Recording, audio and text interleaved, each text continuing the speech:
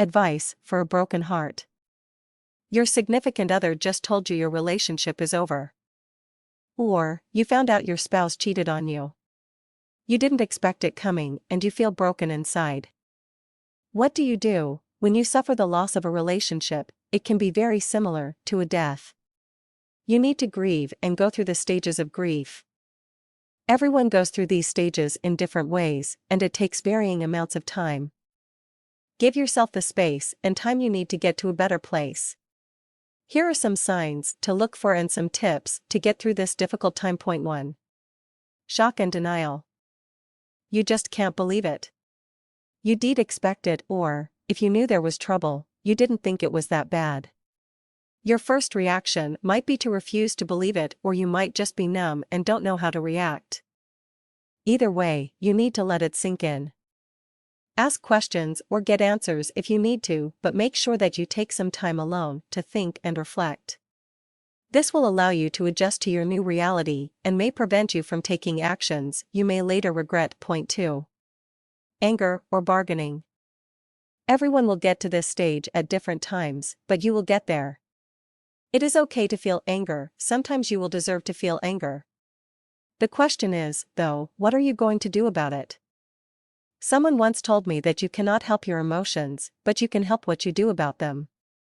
My advice is to step back and think things through. If there is any chance of saving your relationship, the worst thing you can do is to take negative actions.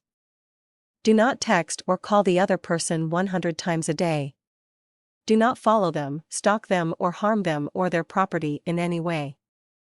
Not only is this not helpful to your mental health, but it can be a crime. Do not beg them, throw yourselves at them, or bargain for a future together. This only turns people off and does not make you feel good about yourself. Point 3. Retrospection and constructive actions. Some people get this, some people don't. It is now time to think about how and why this happened. Sometimes, it is completely no fault of your own.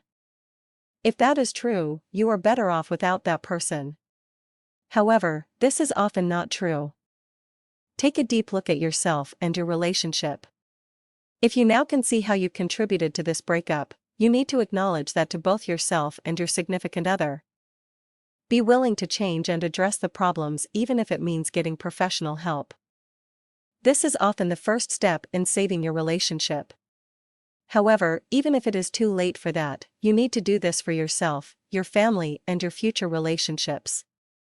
Patterns tend to repeat themselves, and, if you don't want to suffer a broken heart over and over, you may need to accept that you need to change. Point 4. Depression or loneliness. If your relationship is over, no matter what you do, you will be sad. You will feel depression and loneliness. That's okay, but recognize it for what it is. Indulge yourself for a while, eat your chocolate double fudge ice cream or have a few drinks.